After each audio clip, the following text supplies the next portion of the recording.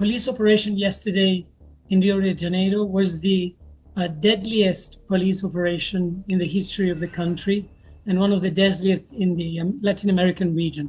The police killed approximately 120 people and 4 police officers were also killed.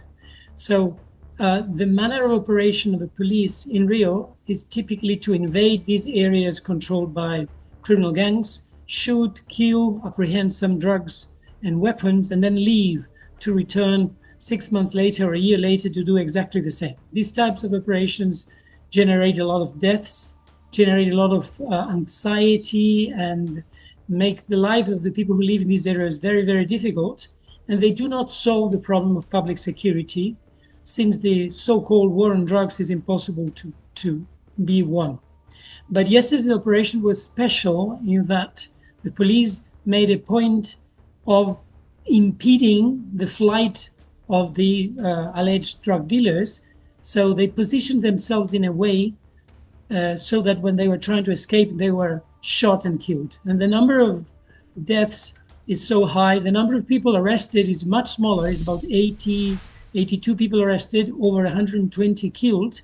And the number of people wounded by the police is also small. So this proves that this was an operation with a purpose to kill alleged drug dealers. And it's very troubling because you can see the phenomenon occurring in other countries in the region. You can see, for example, the United States killing alleged drug dealers along the coasts of Colombia and Venezuela, calling them narco-terrorists, which is exactly the same term which was used by the governor of Rio, and therefore transforming what is a public security problem into an apparent war so that they can just kill people rather than arrest them, prosecute them, and sentence them. So there is no death penalty in Brazil.